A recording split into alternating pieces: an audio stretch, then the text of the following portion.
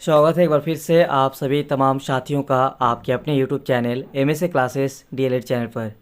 तो जैसा कि आप सभी का कल का पेपर है लैंग्वेज पेपर, जिसमें क्षेत्रीय भाषा, और इस भाषा में आप लोगों को संस्कृत विषय से रिलेटेड कुछ इंपॉर्टेंट यहाँ पे हम बात करेंगे। अभी तो लंबा आप लोग क्लास नहीं दे पाएंगे क्योंकि कल आप लोग का एग्ज़ाम है, तो शॉर्ट में यहाँ पे आप लोगों को थोड़ा थोड़ा करके समझाएंगे और इसी हिसाब से आप लोग को एग्ज़ाम की तैयारी करना है। साथ ही आप लोगों को बता दें, एग्ज़ाम का जो पैटर्न है उसमें आप लोगों को मैक्सिमम जो देखा गया है 2 क्वेश्चन आपको आता है पैडागोजी में, जिसमें आपको लगभग 3 से 4 पेजेस लिखना होगा, हाँ 2 क्वेश्चन के लिए। और बाकी जो क्वेश्चन आएगा वो आपका ग्रामेटिकल क्वेश्चन आएगा, यानी ग्रामेटिकल मतलब आपका जैसे व्याकरण वगैरह, ठीक है। तो मेरी कोशिश यही रहती है कि आप लोगों को जितना हो सके उतना हेल्प करें। तो बस मेरा ये आया कि आप लोगों को कुछ हेल्प किया जाए, और यहाँ पे कुछ कई कैंडिडेट्स का यहाँ पे जो है डिमांड भी था और रिक्वेस्ट भी किया गया। तो चलिए आप लोगों के लिए यहाँ पे हम थोड़ा संस्कृत के बारे में बताएंगे।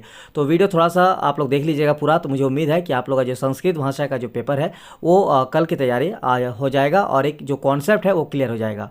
सबसे पहले बात की जाए तो एक क्वेश्चन देखने को मिलता है जो है कि संस्कृत भाषा शिक्षण के औचित्य पर प्रकाश डालिए। इस क्वेश्चन का मतलब ये हुआ कि जो संस्कृत भाषा है उसका जो शिक्षण है, क्यों ऐसा है कि उस शिक्षण दिए जाने चाहिए, उसके औचित्य, ठीक है, संस्कृत भाषा का जो शिक्षण है वो क्यों दी जानी चाहिए, इस तरह से जो है उसका क्वेश्चन आएगा। तो उसके लिए आपको आंसर लिखना है कि संस्कृत भाषा क्या जो है वो संस्कृत भाषाओं की जो है जननी है, जिससे हिंदी एवं भारत गणराज्य के अंतर्गत जितनी भाषाएं हैं उपभाषाएं, ये सारी भाषाएं संस्कृत से ही निकली है।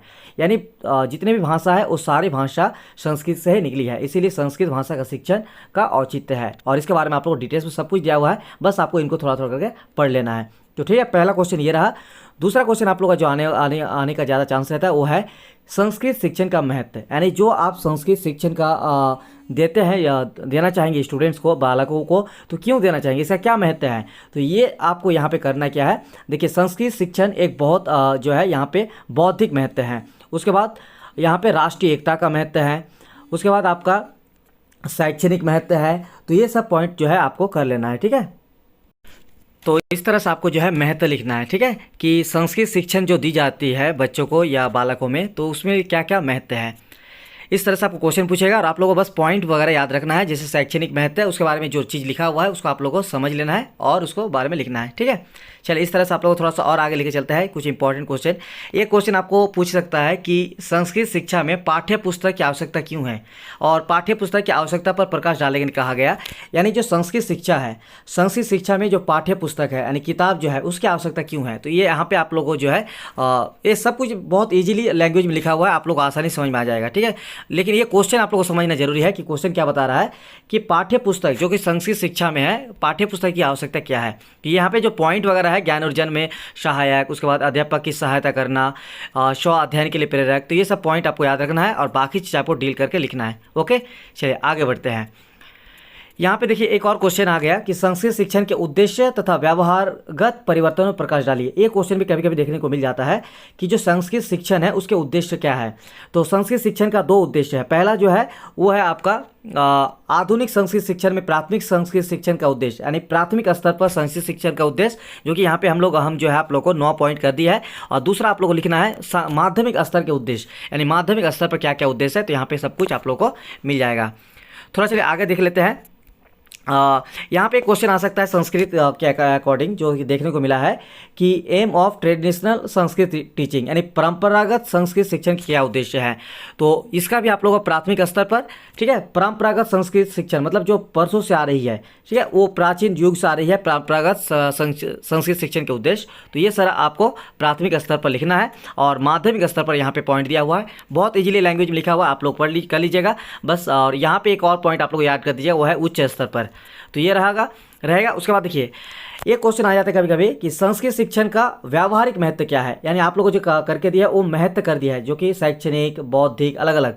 लेकिन यहाँ पे पूछ लेता है कभी कभी कि संस्कृत शिक्षण का व्यावहारिक महत्व क्या है। व्यावहारिक मतलब जो आप अपने जीवन में व्यावहारिक रूप से यूज करते हैं, जैसे बोलने में, ठीक है, या फिर साहित्य के प्रति साहित्य पढ़ने में।